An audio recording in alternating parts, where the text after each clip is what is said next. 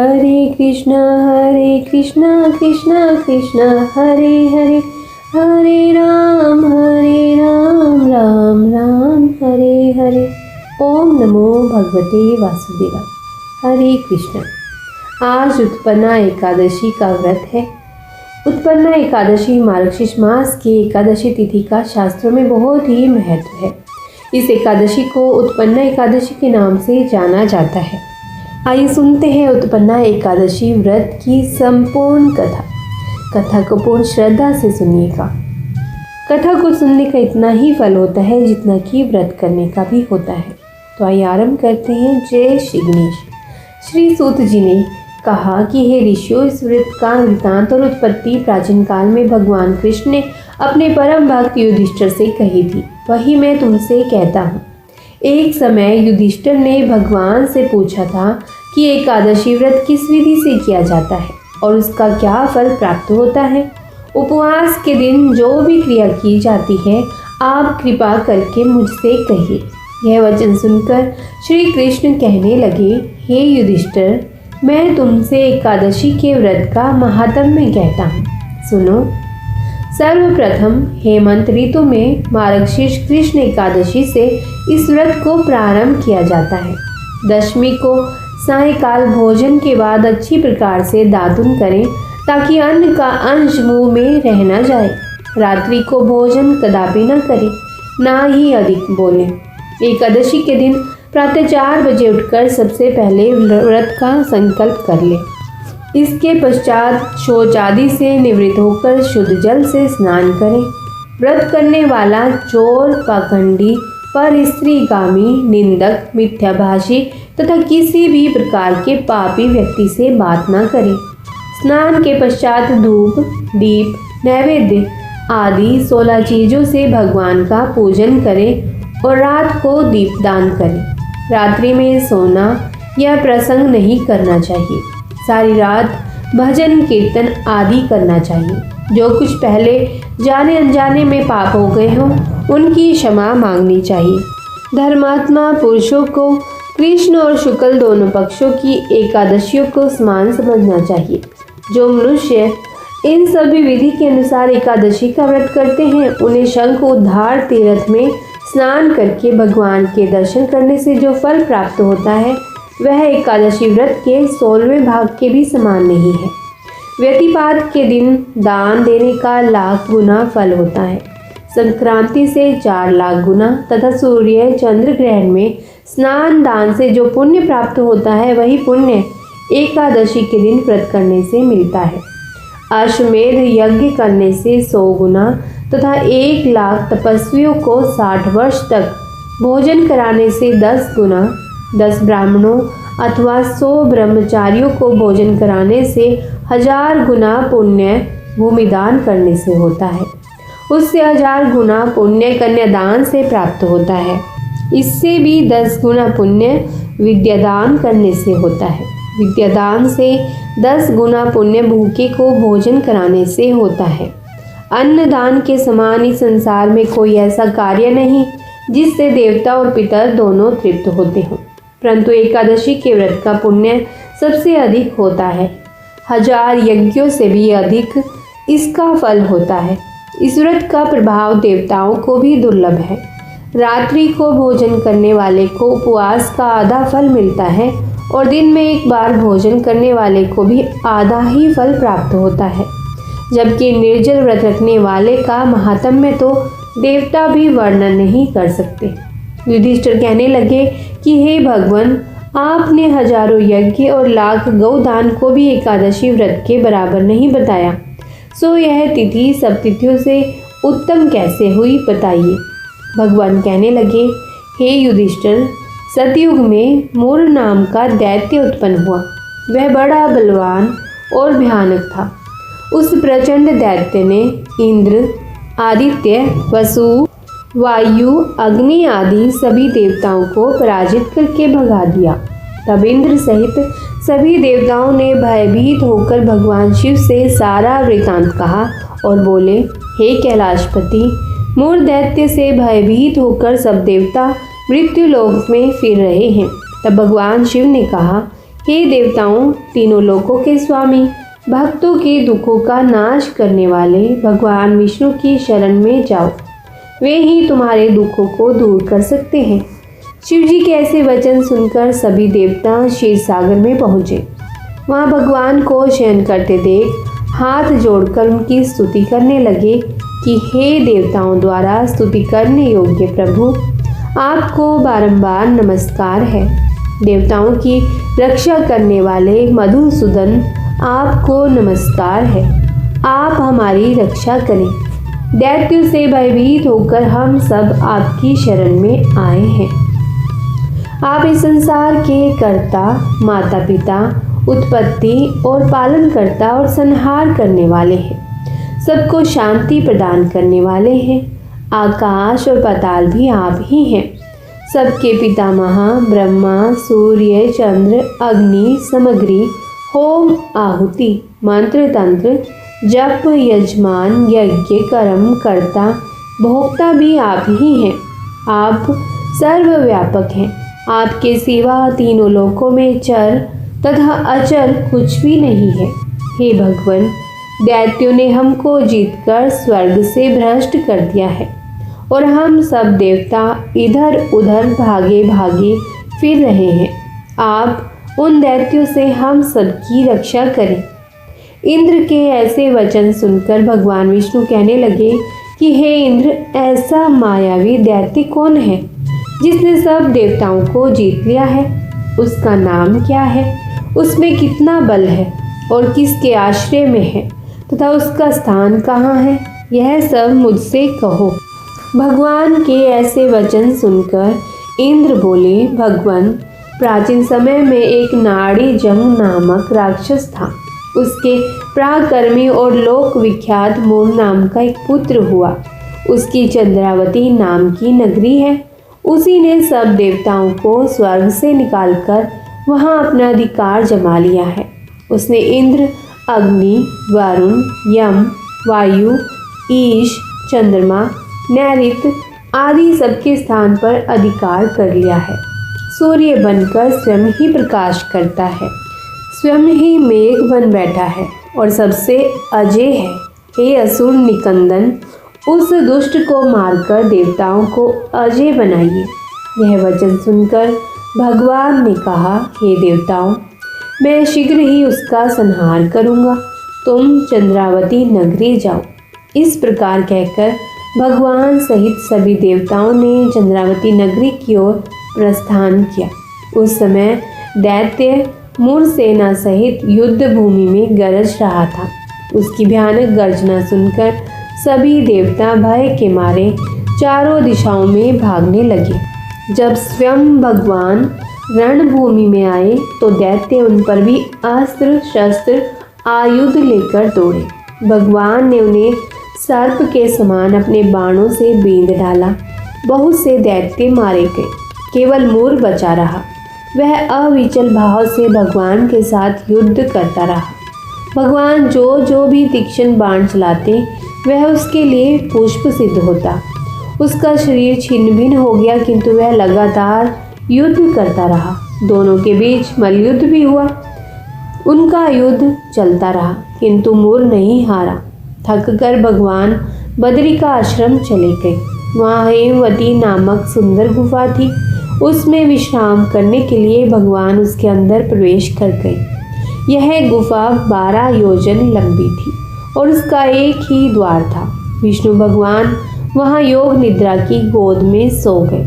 मूर भी पीछे पीछे आ गया और भगवान को सोया देखकर मारने को उद्यत हुआ। तभी भगवान के शरीर से उज्जवल कांतिमय रूप वाली देवी प्रकट हुई। देवी ने राक्षस मूर को ललकारा और उसके साथ युद्ध किया और उसे तत्काल मौत के घाट उतार दिया। श्री हरि जब योग निद्रा की गोद से उठे तो सब बातों को जानकर उस देवी से कहा कि आपका जन्म एकादशी के दिन हुआ है, अतः आप उत्पन्ना एकादशी के नाम से पूजित होंगी। आपके भक्त वही होंगे जो मेरे भक्त हैं। ओम नमो नारायण। यह थी उत्पन्ना एकादशी व्रत की कथा। आइए जान लेते हैं उत्पन्ना एकादशी कब मनाई जाएगी। उत्पन्ना एकादशी 25 नवंबर सोमवार की रात 1:02 से शुरू हो जाएगी और 26 नवंबर मंगलवार की रात को 3:47 तक रहेगी। तो उत्पन्ना एकादशी का व्रत 26 नवंबर को यानी कि मंगलवार को रखा जाएगा। पूजा का समय रहेगा 26 नवंबर की सुबह 11:47 से दोपहर 12:29 तक। उत्पन्ना एकादशी का पारण का समय 27 नवंबर की दोपहर 1:12 से दोपहर 3:18 तक रहेगा। आपको इस व्रत में विधि पूर्वक व्रत रखना है। अन्न धन और कपड़ों का आप दान कर सकते हैं। श्री हरि को फल और मिठाई का भोग लगाएं। भोग में तुलसी के पत्ते जरूर चढ़ाएं। भगवान विष्णु का केसर वाले दूध से इस दिन अभिषेक अवश्य ही करें और 108 बार ओम नमो भगवते वासुदेवाय का जाप अवश्य ही करें। इस एकादशी को उत्पत्तिका, उत्पन्ना, प्राकट्य और वैतरणी एकादशी भी कहा जाता है। इस व्रत में व्रती को बुरे कर्म करने वाले पापी दुष्ट लोगों की संगति से दूर रहना चाहिए। पद्म पुराण के अनुसार उत्पन्ना एकादशी व्रत में भगवान विष्णु सहित देवी एकादशी की पूजा का भी विधान है। आइए अब जान लेते हैं तुलसी के बारे में भी। हिंदू धर्म में तुलसी को विशेष महत्व दिया गया है क्योंकि तुलसी घर घर में होती है। कहा जाता है कि जहाँ तुलसी फैलती है उस घर में रहने वालों को कोई संकट नहीं आते। स्वास्थ्य के लिए भी आयुर्वेद में तुलसी के अनेक गुणों के बारे में बताया गया है। यह बात कम लोग जानते हैं कि तुलसी परिवार में आने वाले संकट के बारे में भी सूखकर पहले ही संकेत दे देती है, यानी कि वो सूख जाती है तो इसका भी एक संकेत होता है। शायद कभी किसी ने इस बात पर ध्यान नहीं दिया कि चाहे तुलसी के पौधे पर कितना ही पानी क्यों न डाला जाए, उसकी कितनी ही देखभाल क्यों न की जाए, वह अचानक मुरझाने या सूखने लग जाता है। आपको यकीन नहीं होगा लेकिन तुलसी का मुरझाया हुआ पौधा आपको यह बताने की कोशिश कर रहा होता है कि जल्द ही परिवार पर किसी विपत्ति का साया मंडरा सकता है।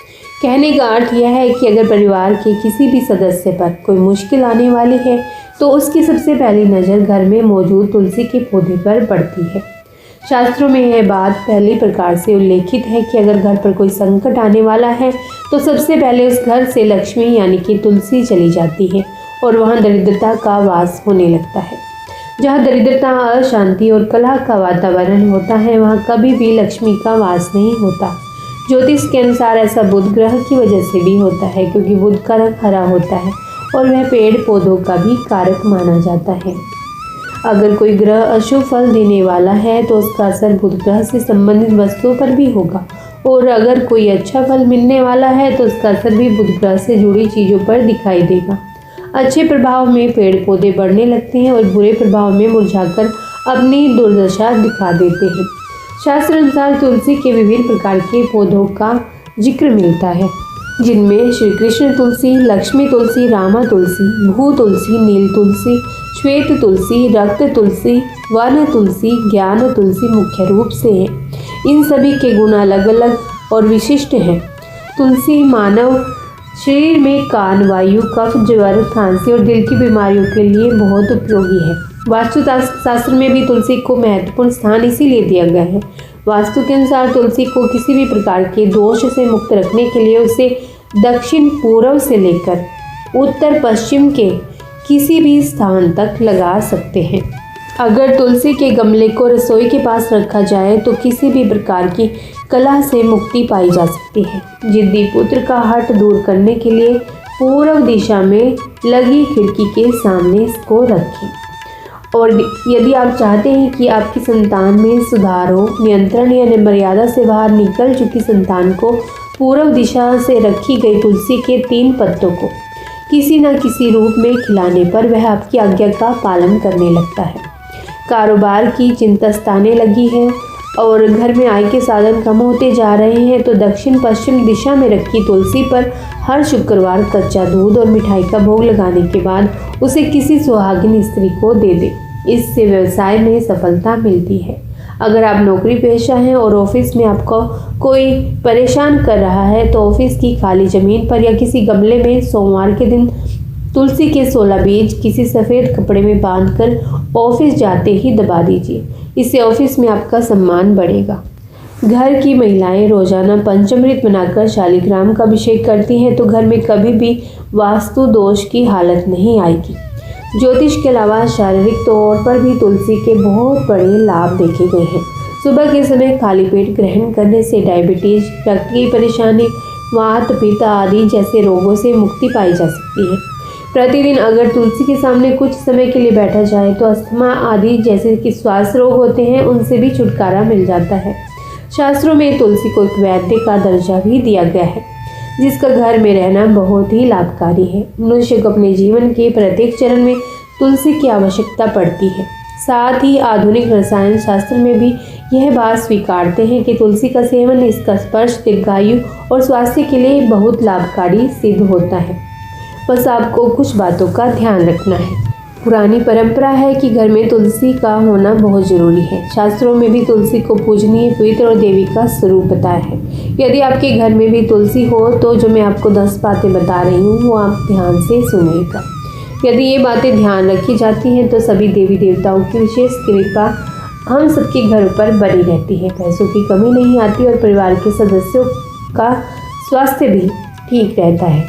तो सबसे पहले है, तुलसी के पत्ते चबाने नहीं हैं। तुलसी का सेवन करते समय ध्यान रखें कि इन पत्तों को चबाएं नहीं बल्कि निगल लेना चाहिए, या फिर आप इनको तोड़ करके निगल लें पानी के साथ। इस तरह तुलसी का सेवन करने से कई रोगों में लाभ मिलता है। तुलसी के पत्तों में पारा भी होता है। पत्तों को चबाते समय अगर ये हमारे दांतों पर लग जाते हैं तो दांतों के लिए भी ठीक नहीं है, इसलिए इनको निगलना ही चाहिए। दूसरा है, शिवलिंग पर तुलसी नहीं चढ़ानी चाहिए। शिव पुराण के अनुसार शिवलिंग पर तुलसी के पत्ते नहीं चढ़ाए जाते। इस संबंध में एक कथा भी है। कथा के अनुसार पुराने समय दैत्यों के राजा शंखचूड़ की पत्नी का नाम तुलसी था। तुलसी के पतिव्रत धर्म की शक्ति के कारण सभी देवता भी शंखचूड़ को हराने में असमर्थ थे। तब भगवान विष्णु ने छल से तुलसी का पतिव्रत भंग कर दिया और इसके बाद शिवजी ने शंखचूड़ का वध कर दिया। जब ये बात तुलसी को पता चली तो उसने भगवान विष्णु को पत्थर बन जाने का श्राप दे दिया। विष्णु जी ने तुलसी के श्राप को स्वीकार भी कर लिया और कहा कि तुम धरती पर गंडकी नदी और तुलसी के पौधे के रूप में हमेशा ही रहोगी। इसके बाद से ही अधिकांश पूजन कर्म में तुलसी का उपयोग विशेष रूप से किया जाता है, लेकिन शंखचूड़ की पत्नी होने के कारण तुलसी शिवलिंग पर नहीं चढ़ाई जाती। तो तीसरी बात है कि आपको कब तुलसी को तोड़ना नहीं चाहिए। तुलसी के पत्ते कुछ खास दिनों में बिल्कुल भी नहीं तोड़े जाते, जैसे कि एकादशी, रविवार, सूर्य और चंद्र ग्रहण के समय। इन दिनों में और रात के समय भी तुलसी के पत्ते बिल्कुल नहीं तोड़ने चाहिए। बिना वजह भी तुलसी के पत्ते कभी ना तोड़ें। कई बार घरों में बच्चे भी ऐसा करते हैं, परंतु आपको उन्हें समझाना चाहिए, हटाना चाहिए। ऐसा करने पर दोष लगता है। अनावश्यक रूप से तुलसी के पत्ते तोड़ना तुलसी को नष्ट करने के समान माना गया है। चौथी बात है कि तुलसी का पूजन आपको हर रोज करें, जल चढ़ाएं और शाम को दिया लगाएं। साथ ही तुलसी के संबंध में यह बात भी बताई गई है कि हर शाम तुलसी के पास दीपक जलाना चाहिए। ऐसी मान्यता है कि जो लोग शाम के समय तुलसी के पास दीपक जलाते हैं उनके घर में महालक्ष्मी की कृपा हमेशा ही बनी रहती है। और पांचवा है, घर आंगन में तुलसी होने से कई प्रकार के वास्तु दोष भी समाप्त हो जाते हैं, तो परिवार की आर्थिक स्थिति पर भी इसका शुभ असर होता है। तो इसलिए अपने घर में तुलसी जरूर लगाएं। छठा है, तुलसी घर में हो तो नहीं लगती है बुरी नज़र, यानी कि आपके घर में यदि तुलसी है तो आपके घर पर कभी भी बुरी नज़र नहीं लगेगी। कोई भी नकारात्मक शक्ति आपके घर के आसपास भी नहीं पनपेगी। सातवां है, तुलसी से वातावरण पवित्र होता है। हम सबके घरों का वातावरण पवित्रता, शुचिता बनी रहती है और इस पवित्रता के कारण घर में लक्ष्मी का वास भी होता है और घर में भी सुख समृद्धि भी आती है। आठवीं और महत्वपूर्ण बात यह है कि तुलसी का सूखा पौधा घर में रखना नहीं चाहिए। यदि घर में लगी हुई तुलसी का पौधा सूख जाता है तो उसे किसी पवित्र नदी में, तालाब में या कुएं में प्रवाहित कर दें। तुलसी का सूखा पौधा घर में रखना शुभ माना जाता है। एक पौधा सूख जाने के तुरंत बाद ही दूसरा पौधा लगा लेना चाहिए। घर में हमेशा स्वस्थ तुलसी का पौधा ही लगाना चाहिए। और नौवां है, तुलसी औषधि भी है। आयुर्वेद में तुलसी को संजीवनी बूटी के समान कहा गया है, क्योंकि इसमें बहुत से ऐसे गुण होते हैं जो बड़ी बड़ी बीमारियों को भी रोक कर रखते हैं। तुलसी का पौधा घर में रहने से उसकी महक हवा में मौजूद बीमारी फैलाने वाले कई सूक्ष्म कीटाणुओं को भी नष्ट करती है। और 10वां लाभ और 10वीं ज़रूरी बात यह है कि तुलसी का एक पत्ता आपको हर रोज़ सेवन करना है। तुलसी की महक से सांसों से संबंधित कई रोगों में भी लाभ मिलता है, जैसे कि अस्थमा आदि रोगों में। साथ ही यदि आप हर रोज़ एक पत्ता तुलसी का सेवन कर रहे हैं तो आपको बुखार भी नहीं होगा। मौसम परिवर्तन के समय होने वाली बीमारियों से बचाव भी हो जाएगा और इससे आपके शरीर की रोग प्रतिरोधक क्षमता भी बढ़ती है। लेकिन हमें नियमित रूप से तुलसी का सेवन करते रहना पड़ेगा। और एक और बात, तुलसी कृष्ण जी को बहुत प्यारी है, प्रिय है, इसीलिए प्रतिदिन कान्हा के चरणों में तुलसी दल यानी तुलसी का पत्ता जरूर अर्पण करना चाहिए। आजकल तो वैसे भी तुलसी पर बहुत मंजरी आ रही है। मंजरी सहित तुलसी पत्र कान्हा जी को, विष्णु भगवान जी को इस महीने में जरूर चढ़ाएं। इसका बहुत ही पुण्य मिलता है। कृष्ण सेवा के प्रत्येक भोग में तुलसी दल रखकर अर्पण करना चाहिए। तुलसी कृष्ण प्रेयसी नमो नमः, वैसे भी कहा गया है कि तुलसी कृष्ण प्रेयसी है ही।